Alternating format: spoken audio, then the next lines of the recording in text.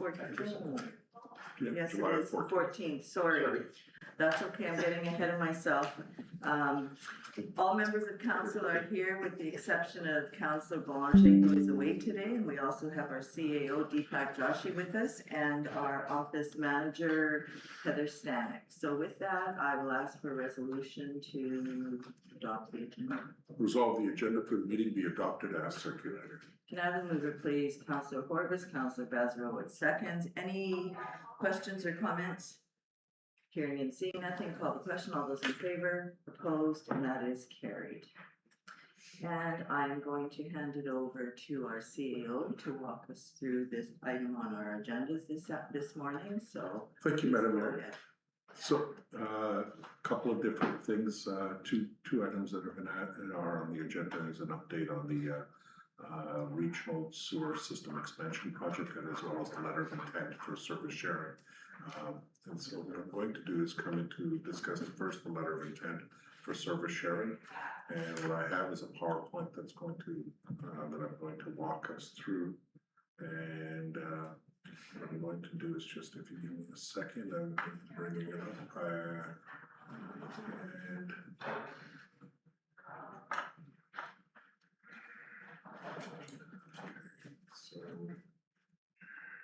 so I wanted to talk about the letter of intent and give you an overview of the letter of intent that we're looking at moving forward.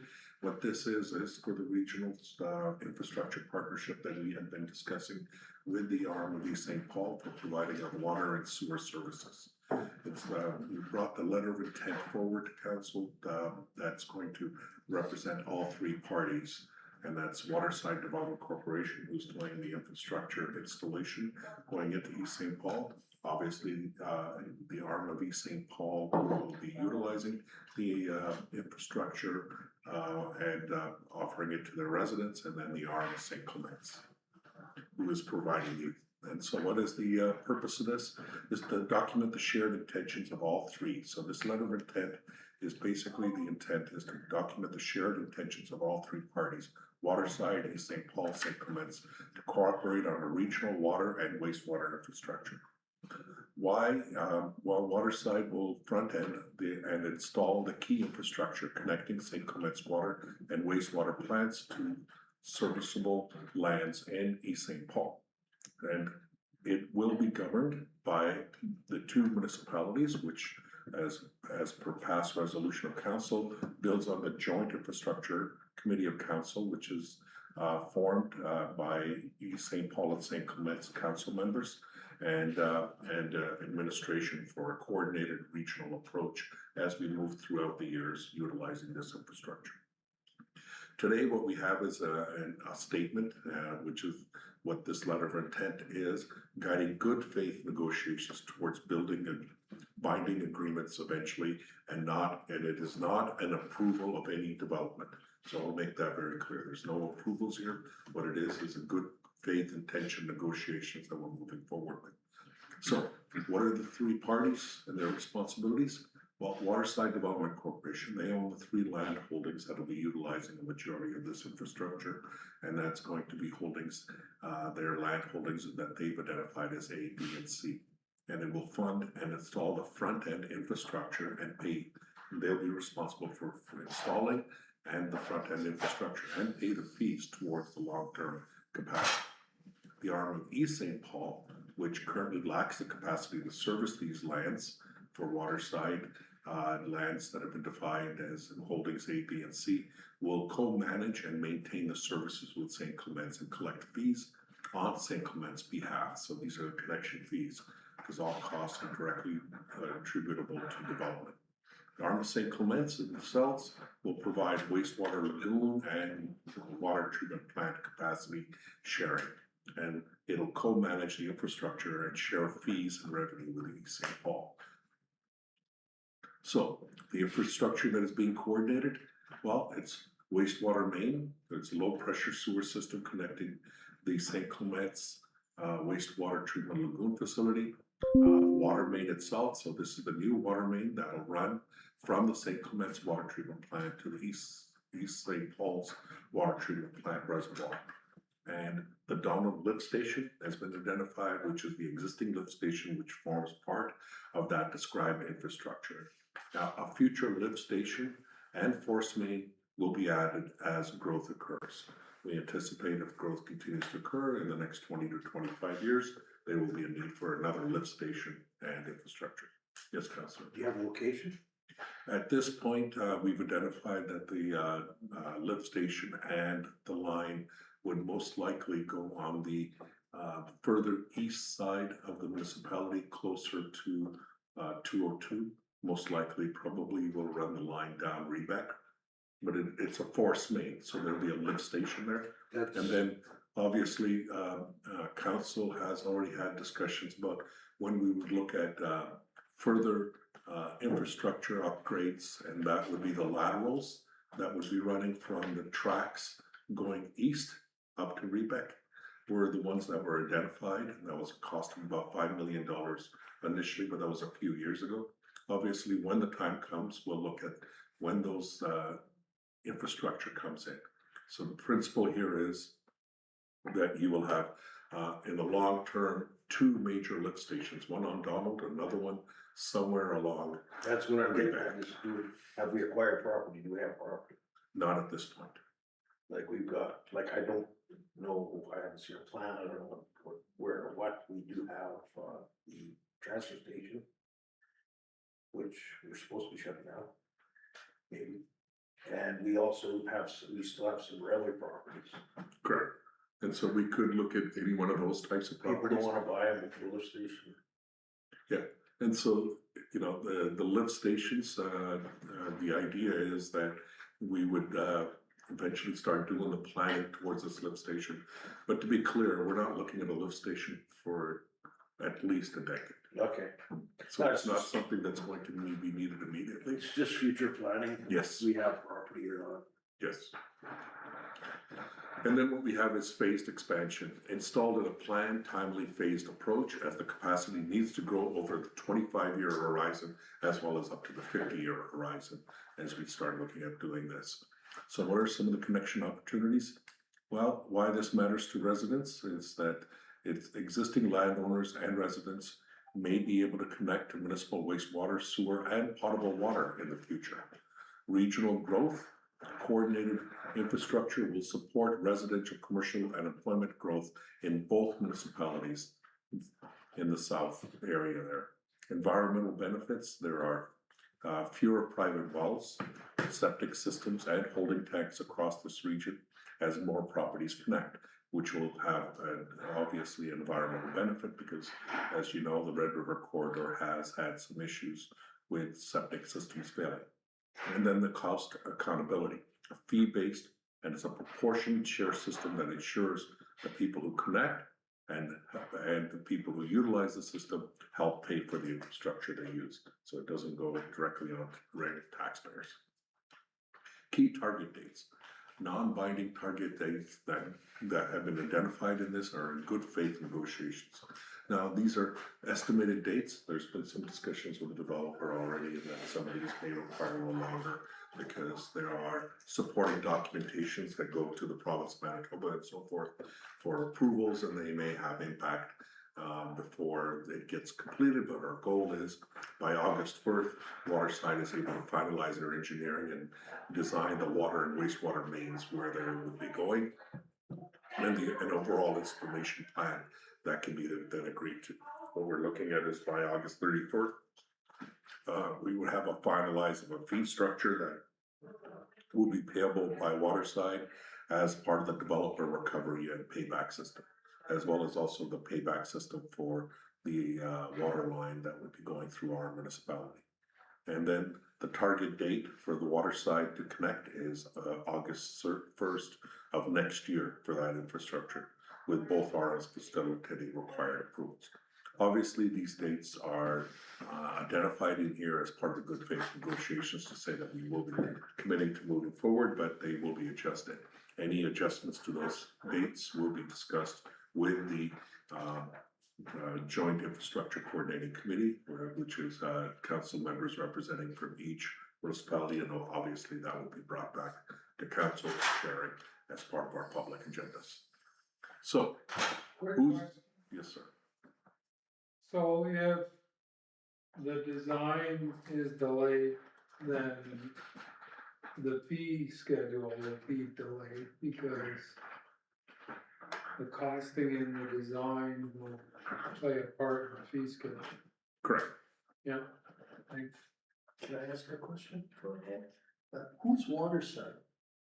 Waterside is the developer that's identified lands and they've come forward for development approvals in the RMLD St. Paul.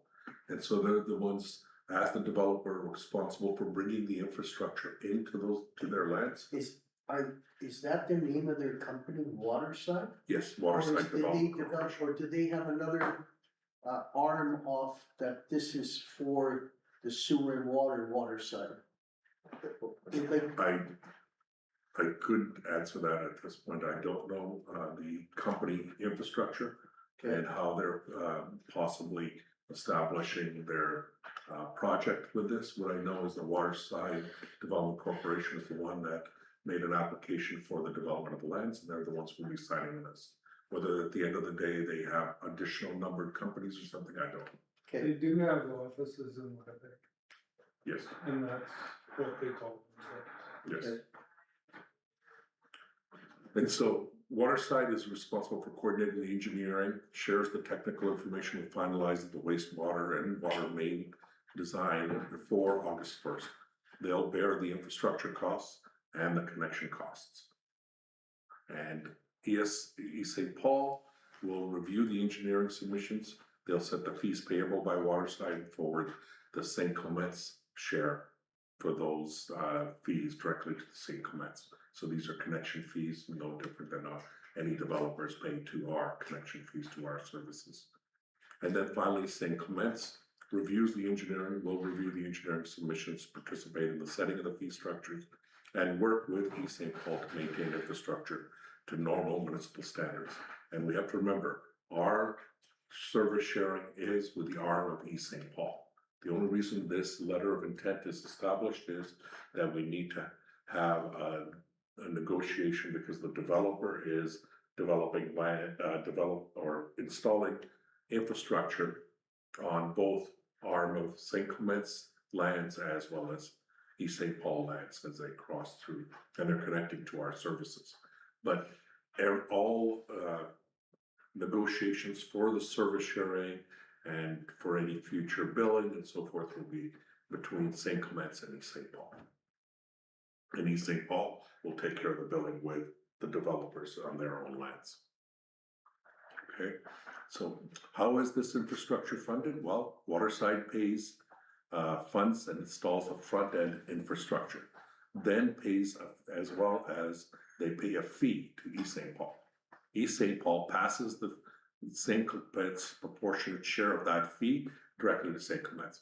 As an example, a developer is responsible for not only just paying for connection of fees for water and sewer, they're also responsible for paying for roads and all those other fees. All that is determined through the bylaws and everything that East St. Paul has, and then between our agreement, they would be paying us for the water and sewer connection fees, which is paying for our infrastructure as they buy in to that part of the infrastructure.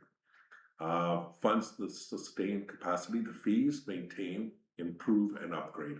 So what they do is the fees that will be there will help us to upgrade the infrastructure as Waterside's needs capacity over the next 25 years.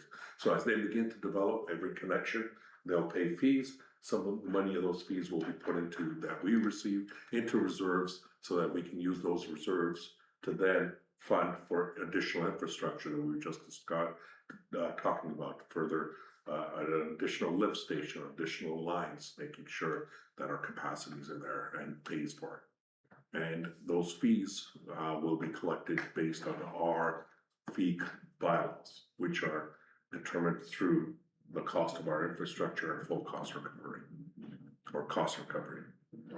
New connections will future hookups, obviously, to the water lines that are now going to be running through the southern portion of the RM. Future connections will pay for that connection so that the money can be recovered to pay back the developer. So there's no cost to the RMSA Clements, so that'll be a flow through.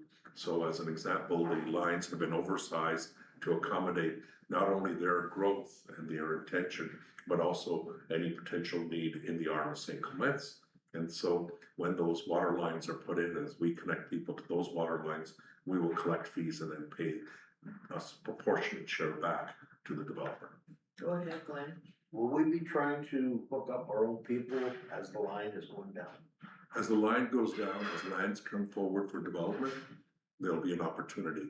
I'm If talking there about is, homes that are there now, like flood failing wells, they don't wanna invest in $25,000 or $35,000. if people have failing wells and they wanna connect, they will be able to connect to this. There's an advantage, a different type of advantage, and we'll have to do some engineering, and once the design is complete, we'll have to do some engineering. But, the difference between water mains and wastewater, force mains is you can't connect directly into a force main. So the problem is that you have to have separate lateral lines that connect through a lift station into a force main. I'm talking about. And for the water lines, you can connect directly into them, or we can set up loops so that a line comes out directly from a water line, goes along property lines and allows people to connect to it. So Yeah. that'll become part of the design, but the anticipation is that if anyone wants to connect, they would then pay for that line to connect to it, and then they would pay a connection fee. Loops are very important in case you have a break. Correct. You can just shut off that loop and you can still Serve everybody else. Correct. Correct. And that's the long-term goal for all of this design, is to have a full loop system, both for sewer and water, in the long term, with both municipalities. So, the new connections, as mentioned, they pay for those connections. So, what is this agreement, what it isn't? So we wanna be clear on this. The letter of intent is a document shared with intentions for regional infrastructure cooperation.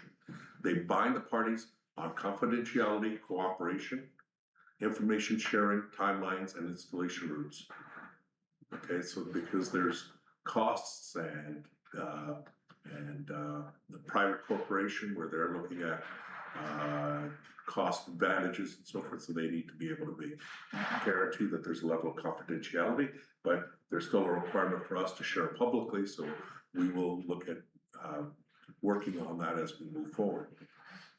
It forms a basis of good faith negotiations, and it's for a formal agreement that will be then, once the formal agreements are signed and move forward, those, of course, when they come forward to councils, will be shared publicly. It supports the future development agreement between Waterside and East St. Paul. Okay, so these are the development agreements that East St. Paul will do on the lands inside East St. Paul with Waterside, as to what their responsibilities are and so forth. So then these get built into those legal agreements that are obviously available and registered on title. What it isn't, this letter of intent, letter of agreement, or letter of intent here, this is not a legally binding obligation to proceed with development, funding, or construction. Okay, it's not a legally binding agreement here. It's a letter of intent. It does not approve any subdivision, zoning amendment, or development application.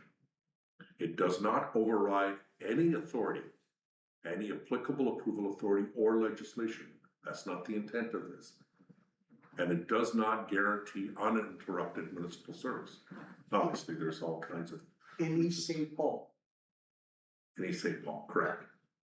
not in St. Clements, but in East St. Paul. In St. Paul, correct. Okay. Letter of intent is, this letter of intent is to be able to, good faith negotiations and to give the comfort to the developer as well as the municipalities. Doesn't give us that we're any moving forward. authority in East St. Paul. No, it doesn't. Yeah,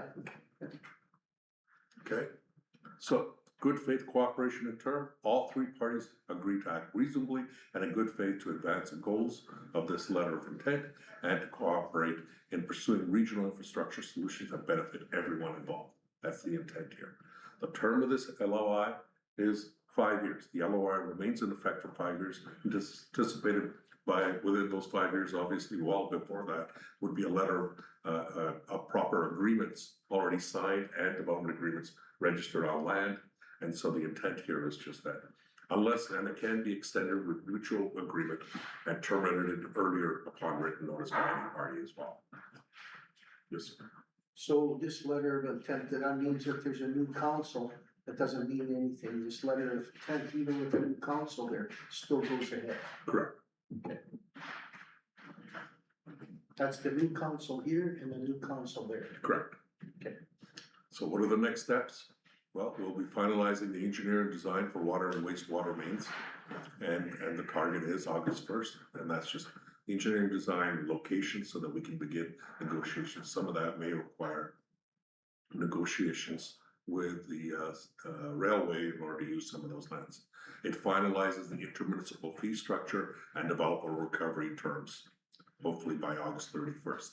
Advance formal binding infrastructure and development agreements between the parties. So it moves forward to the binding infrastructure development agreements. Those will be determined later. Okay, and continue public updates to residents as agreements are finalized. Okay, so that's what we have today, council members, and once the resolution has been approved, we will look at sharing the PowerPoint online as well. And so what I do have, Madam Mayor, unless there's some additional questions of council, I do have a resolution to move forward on this. Okay, I'm gonna open it up. Are there any further questions for Deepak at this point in time? Go ahead, Counselor Spicer. So I sent you a few comments, Yes, you did, and take a look at them and see if there was any merit. some of them we'll discuss further with the developer. We just haven't had time, but there will be just minor adjustments as part of the letter of intent. Technical aspects such as whether it's us connected to a lift station or connecting to the lagoon. It doesn't really matter at this point. What it is about sharing an agreement. And the big factor is saying that we're all moving forward collectively.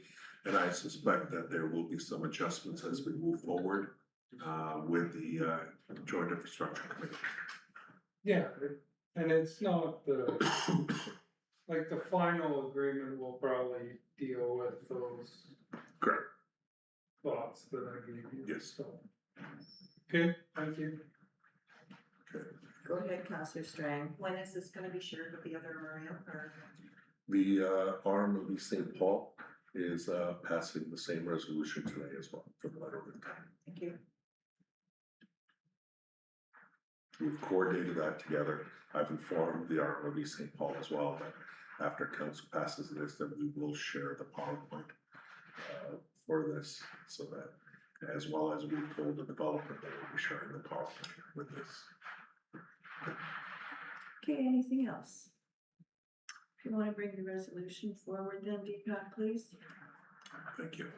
So whereas the Rural Municipality of St. Clements, the Rural Municipality of St. Paul, and Waterside Development Corporation have been working collaboratively to advance a regional approach to water and wastewater infrastructure servicing, and whereas a letter of intent has been prepared to establish a framework for continued cooperation, engineering coordination, infrastructure planning, and future negotiations relating to regional water and wastewater infrastructure improvements.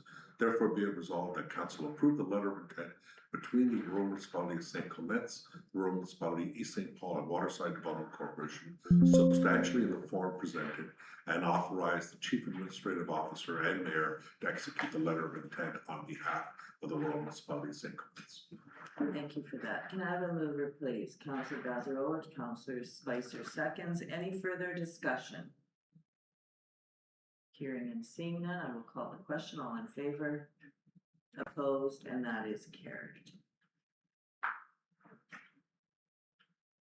And I guess the next item that we're going to talk about is the federal funding. Yes, Madam Mayor. Thank you. What I felt was important for, there was a public announcement on regional expansion, regional sewer expansion. And so I felt it was important for us to, at least since we were already talking about service sharing and this private on this, that it might be worthwhile to at least provide an update on this. And as I provide this update for council, what we can then do is share this update publicly as to what this project is about. Obviously, we will be going through several steps through the whole public process, because now that we've received the federal funding, that was a very significant amount. It'll help to pay for some of our regional infrastructure that we need to continue to upgrade and manage. So I wanted to walk through what this is all about, what this means. And then there will be public hearing as part of that entire process. So we will be advertising very shortly for a public hearing. And at the public hearing, I'll go through even in more detail. Today's is just an overview. In the interest of transparency and openness, I want to make sure everything was made available as often as possible and as quickly as possible. So the regional sewer expansion and service sharing partnership. So why are we moving forward with this? This is to ensure environmental sustainability, regulatory compliance, smart collaboration for growth for the Arm of St. Clements and our new neighboring municipalities. This is specifically related with the wastewater infrastructure itself. An overview of the final phase of construction designed to convert the East Soccer facility into a high-capacity continuous discharge tertiary system. And so I wanted to talk a little bit about what that system is. So this is phase 3. We've had 2 previous phases that we've continued to work forward with in the last few years, which has allowed us to be able to connect our connecting some of our residents in the south, as well as allow for some of the expansion capabilities within East Selkirk as well.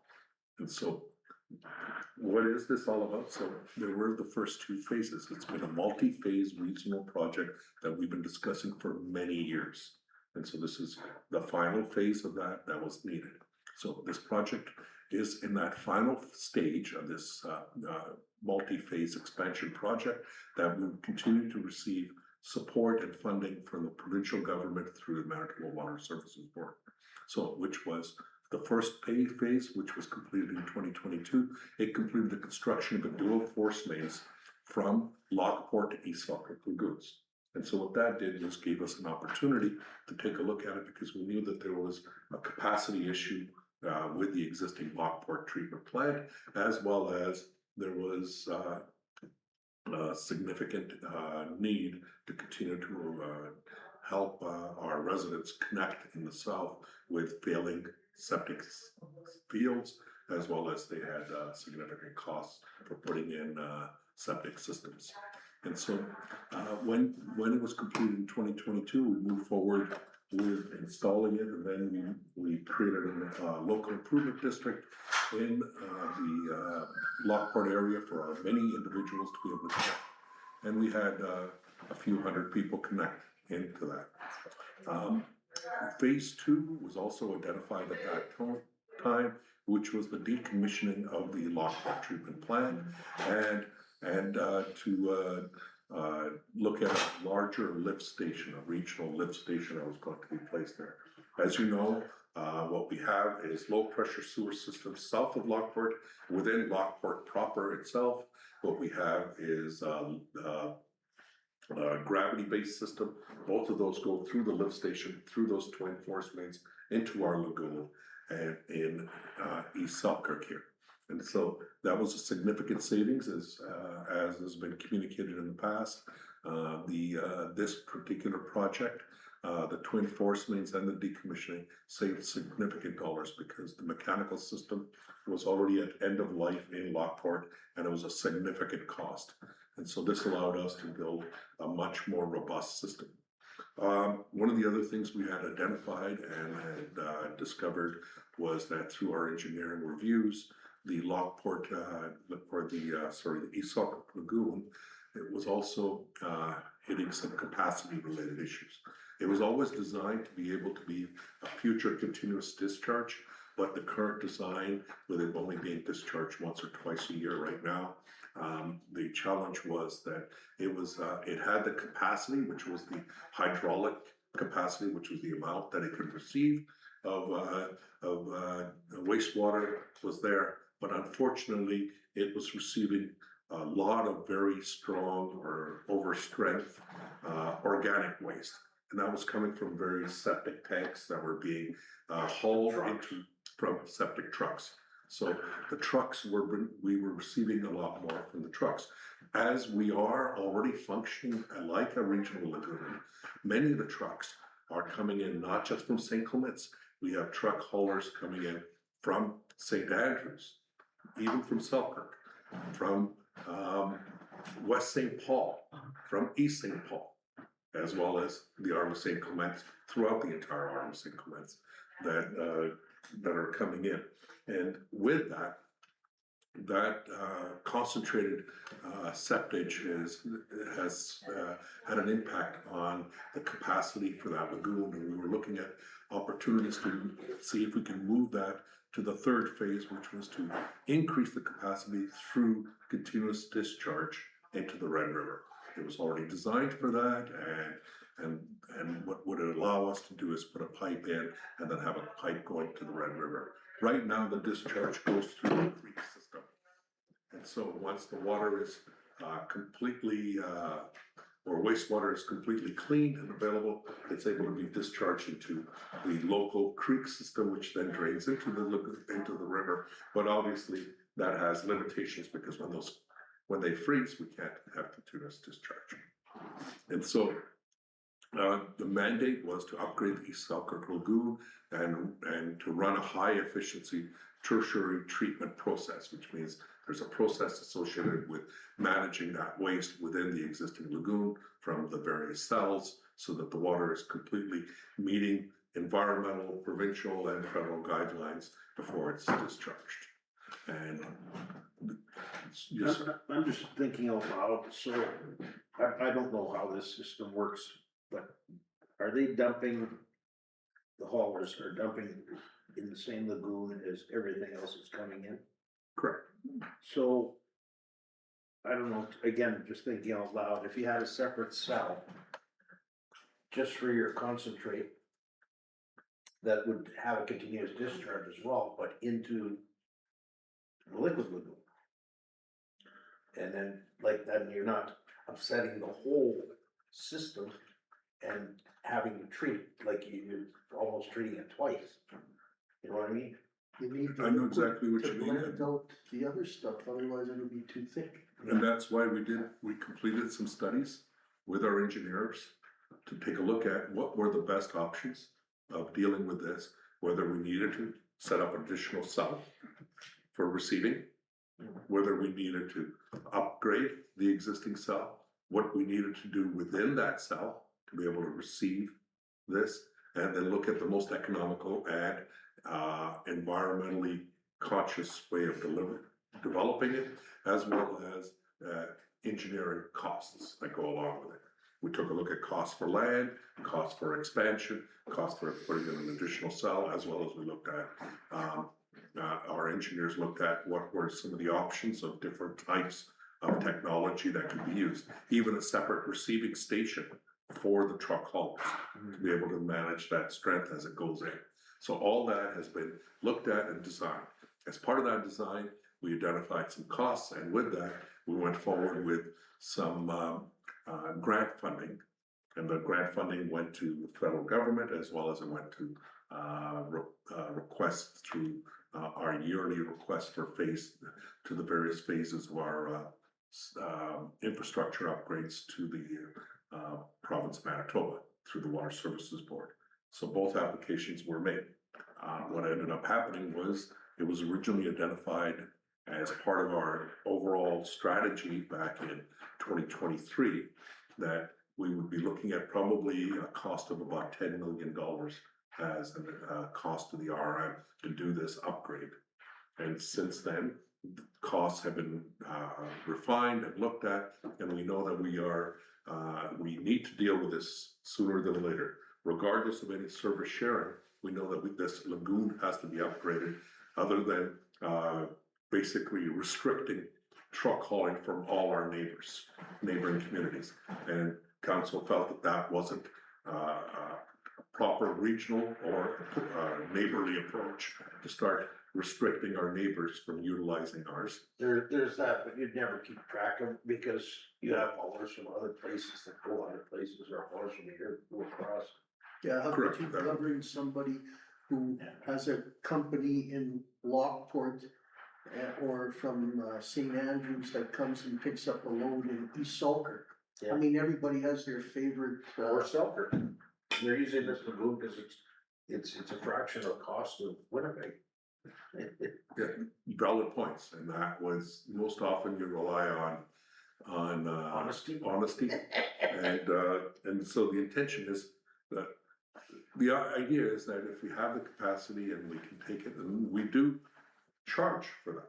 And as part of this, we've also started a rate review so that we can take a look at making sure that we're charging appropriately, especially if we're having to incur costs for managing it.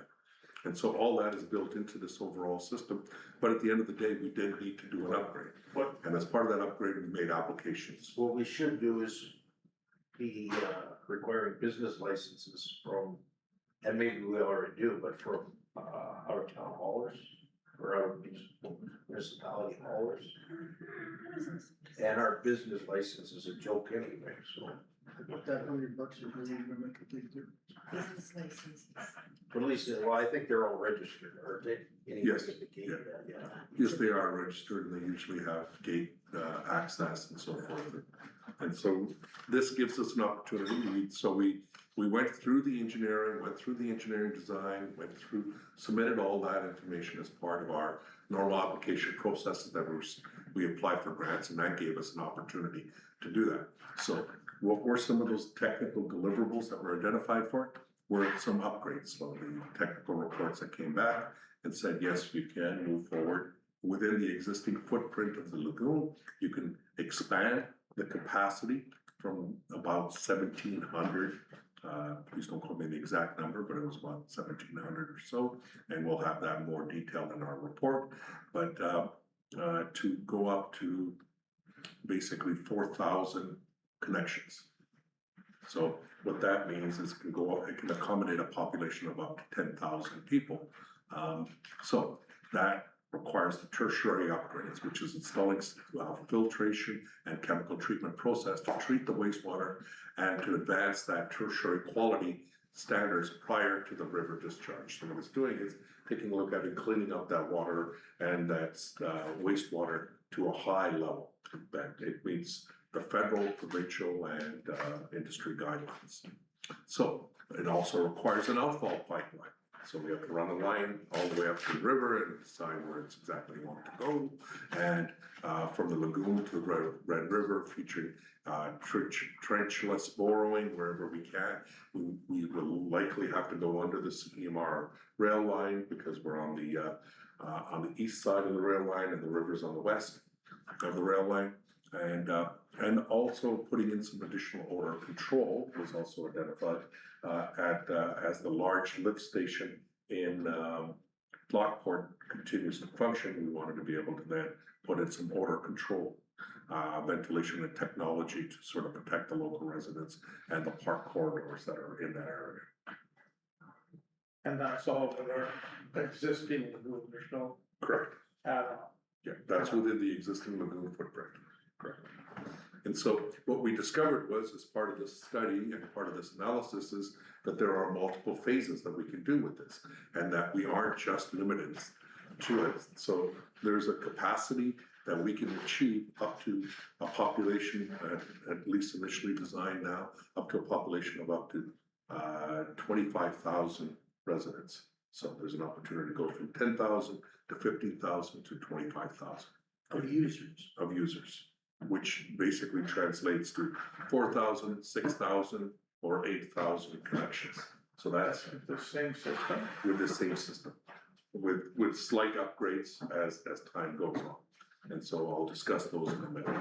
And those are, is part of that, add-on to the lagoon or no? Or we could still use our same, even as you upgrade. We could still use the same existing lagoon footprint with the upgrades to the system. There may be, depending on in the future, maybe there will be additional technologies to even go at a higher level population, or we may look at acquiring some additional land and expansion. But right now, the advantage we have is that we have a very deep lagoon. And so many of the other lagoons in the past have been shallow, and because of the deepness of our lagoon and the tertiary system, it can accommodate a lot of capacity before it goes from one cell to the next cell to the final cell at the discharge. I got one question too about these lagoons, like I know Winnipeg, like. They take the sludge out after so many years, would that be required? Correct. Even the system we have now, Yes, there is a requirement for regular maintenance of any of these systems. Lagoons, historically are significantly cheaper to maintain and manage. As part of that, you build into the overall management of the lagoon, removing some of that sludge and clearing it out. And so you go through that stage of managing that and then taking that sludge, and then you can use it as fertilizer on lands, and then you. yeah, I know, I did that. Yeah. And so that, Grassmere Road. so that's a farmer's field. exactly. So that's a possibility that you may have to look at every so many years, but that is built into your rates for people that are connected into the sewage system. Those rates help to pay for that, and it's considered an operational cost as opposed to a capital cost in building these lagoons, which is where we're at right now. But yes, you're right. It would be a maintenance project over whatever. Correct. Yeah. Yeah, and that is still significantly cheaper cost compared to what it costs to run large mechanical systems that are out there. That's why our lagoon is such an advantage, and why we're looking at it as a regional lagoon, because it can accommodate a significant population growth, and it helps the Arm of St. Clements be able to recover those costs, but also to keep our operational costs at a very, very minimal level. Okay, thank you. Okay, so the strategic funding breakdown. So as part of this, we submitted an application, and we received funding from the federal government's their direct delivery stream of the Building Community Strong Fund. That was just announced basically early this year, and we were one of the lucky recipients. Headingley, as you may have heard, also was a recipient of a significant funding part of it. They cover 50%, and so what we had originally anticipated was around 11.1, just a little over $11 million. So they said they would cover 50%. But as you know, our application was quite a while ago. Since then, we received design requirements and much more detailed design, and the cost has, and they continue to go, and that's why it's so important to do infrastructure upgrades as soon as possible, because the costs continue to rise. So the cost has gone up to about $14 million, but Are they covering half still? they're covering what was the original application for, so which is about $11 million, so it's about $5.875 million is what the federal government is covering, which is still a very significant amount, because we had anticipated our cost was going to be somewhere around $10 million. We had no guarantee that we would ever receive any type of funding support. And so we had even determined many of our fee structures based on that $10 million investment. Now we're looking at an $8 million municipal share with $5.875 million for the federal share. And since this is a direct delivery stream from the federal government, there is an opportunity to be able to look at getting some support at the provincial level. So we've had some discussions with the province of Manitoba, and they'll be looking at it as part of the future requirements. We've also asked the province of Manitoba Water Services Board, who has managed phase 1 and phase 2 of our project, to bring forward to see if they would continue to be the project managers on this project. And I have a verbal agreement, and we'll be passing a resolution to council officially requesting the province of Manitoba Water Services Board to be the project manager on this project, so that we have that level of continuity, and hopefully with that also some support. okay? So, what we've identified is the $8 million that will be required, and so we'll be going forward very shortly for that $8 million as a borrowing authority. And so it is still a borrowing authority at this point, and the costs and the levies and so forth and long-term requirements will be determined once the project has been completed, what are the costs, and that we plan to utilize reserve funds and borrowing bylaw. And so right now, we'll identify it as a borrowing authority for the full amount, and then once we have, as an example, connections from service sharing that we're going to have with the Armis East St. Paul, existing connections that we've already saved into our reserves, that will then determine how much actual borrowing will be needed as opposed to the reserves that have already been established through this. And on top of that, we're anticipating and hoping for some additional support from the province of Manitoba, so that 8 million could be reduced down, hopefully to 50% or at least a percentage of it. With that water, what's that company called? Water something? Side. Waterside, would they be able to, pay Well- up for that there? Some of That'll be part of our negotiations with them. They'll be paying for connections fees, yeah, and those connection fees are fees for the services. Since they're paying for the entire pipeline, what they are paying for is to connect into the system. So that money that's coming from Waterside can be used directly towards this as well. Okay.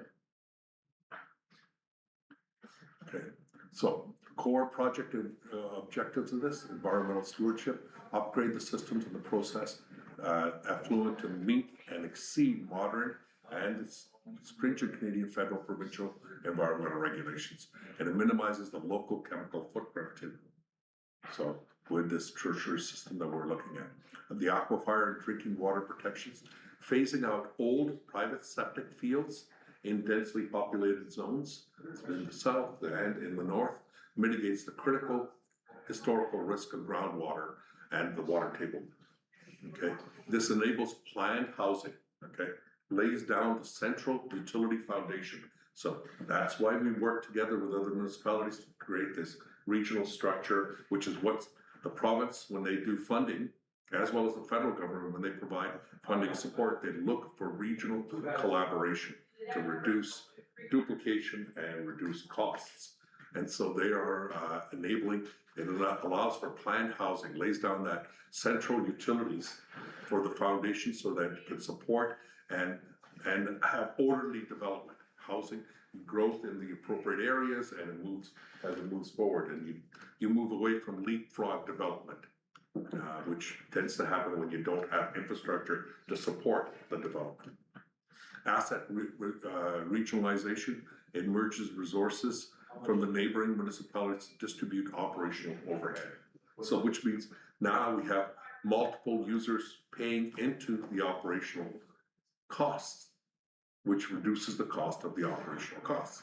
It creates a long-term and stable operations for maintenance and savings to our taxpayers in all municipalities that are partnering. As you know, water, we're looking at partnering also, not only with the arm of East St. Paul, we're also looking at water partnering with the arm of St. Andrews. Okay, so to talk about that, let's talk about the service sharing framework, okay? So what we're looking at is maximizing the regional efficiency through bi-directional wastewater sharing model with our partners, the Armis East St. Paul. So this isn't about a one-way relationship. It's about looking at both of our systems and then expanding on that in the future as we need, so that there is orderly development and it supports development, and we're planning in advance. So we never run into a situation where there would be a development freeze because we don't have infrastructure. So what we're looking at is unlocking the regional capability, which is a recent engineering assessment that was completed by WSP confirms. So not only did we do the detailed studies with WSP as to the costs and what needs to occur to do the upgrades to the water treatment plant, to the wastewater treatment facility of our lagoon. We also are looking at for a shared utility model, as well as a servicing, management plan for the arm of East St. Paul, the arm of St. Clements, as well as, parts of the arm of St. Andrews. So what it talks about this direct capability, the studies prove that the East Selkirk wastewater treatment facility has the spare physical capacity to absorb the 1,000 residential units and eventually even more. As I mentioned, this upgrade will take us up to 4,000 residential units. And so right now, even within the 1,700, it has earmarked for the East St. Paul's development. So we've earmarked that. We're looking at a bi-directional setup. This agreement lays the groundwork to swap services in both directions based on geographic catchment proximity. What does that mean? It means that if there's a need for lands in the southern portion of the arm of St. Clements, better suited to go and connect into the systems into the south, to the East St. Paul's, then we would look at that for the future. So lands that aren't serviced yet, but may be serviced in the future. As well, and East St. Paul as they upgrade their system, so which then releases pressure on our own existing system, and then we can take some of the lands from the north. So it's a bi-directional setup so that we can do proper planning, not just for the next 5 years or the next 15 or 20 years, for the next 50 years is the intent here. And the lower capital leads, and so avoids building separate duplicate systems and plants. It maximizes on regional infrastructure and the value associated with that regional infrastructure. So, how does this system comparison for residents? Well, it does provide environmental protection, high risk of leaching and local groundwater pollution. It avoids that. It avoids the low pressure regional sewer grade, zero local soil contact, processed at an advanced tertiary plant, which is either in East St. Paul or here. A regulatory status, provincially banned, as you know, the provincial has banned new builds on the Red River corridor. And there are significant costs for putting in septic tanks. Now, a fully approved compliant alternative for all properties is available so that we can review the lands appropriately and property owners can see opportunities for development purposes as need be. Property development, halted by strict soil suitability. So there's been various areas that just would not accommodate appropriate type of property development. It will allow that now. Allows development of historically locked residential lots. And then long-term maintenance, high owner liability, replacement costs, and system failure risk. All that has been now, that comes from private septic fields, would be eliminated with a shared municipal utility framework. There would be low individual operation owner risk. So, strategic system capacity and scaling. Why are we moving in this direction? So, today, stage one, optimize immediate optimization. It deals with the existing footprint and looks at it, and as you can see, how much growth within our own regional framework. Scale stage two, which is the medium-term St. Clements and East St. Paul. And so what that allows us to do is go up to 4,000 residential equivalent units or equivalent residential units. And what it does is that means that there are 4,000 connections they can accommodate. We're not even in the 1,000 yet. And so what it's doing is giving us the capacity and planning for the future so that we never run into a situation that there is going to be significant infrastructure costs coming into the future. So, and the goal is always, when you do infrastructure design, infrastructure installation, the sooner and the earlier the better, because these costs continue to rise. As you've seen, we looked at a cost of possibly $10 to $11 million, which has gone up, and that's because global markets have an impact on that as well for equipment and supplies. Stage three would be even further septic that could be received and could be expanded upon, and that takes us to about 6,030 connections. Stage four takes us to 8,000, which takes us to almost 25,000 individuals and moves us significantly to a very large regional facility. This would be looking at a growth potential that is well beyond anything we've ever seen. And so what we're looking at is a design that's built today that can accommodate for 20, 30, 40, 50 years into the future.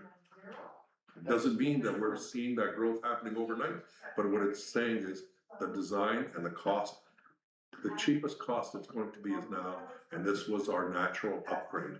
So the other phases are minimal cost because we're not changing the footprint at all. Comparably minimal costs. So implementation schedule, what we're looking at is January of 2027. Construction, we're hoping that we'll be able to commence construction in the new year, start doing the design and start working for the lagoon upgrades. By June, September, we're hoping to, right now we've gotten, as of June, July of this year, the contribution and funding agreement has been secured, detailed design has been provided, and what we're looking for is completion of key borrowing works underway with the rail and the highways, and as well as the lift station in June and September. And then by December of 2027, we'd have a system that is fully continuous discharge if all things go well.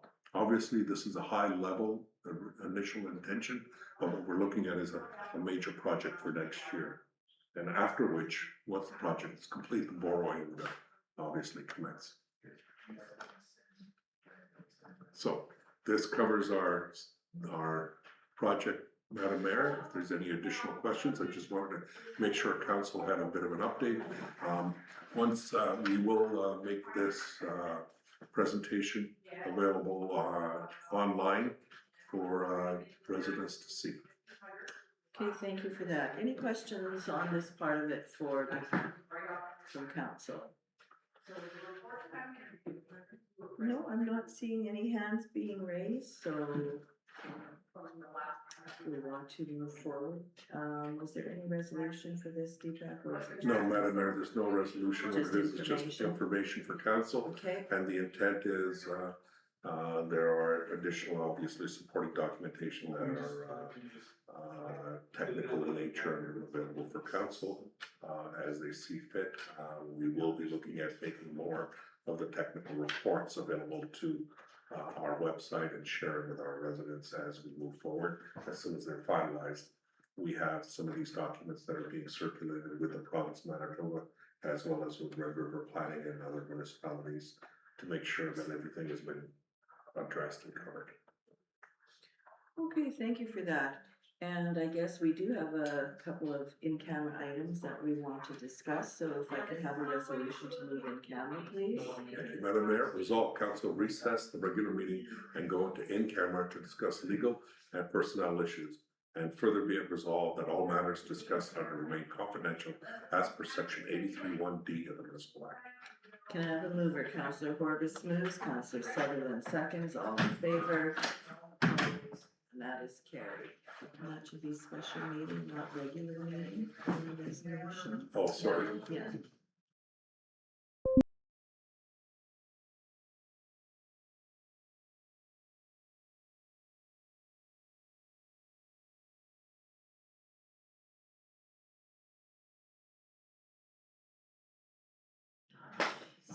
Great.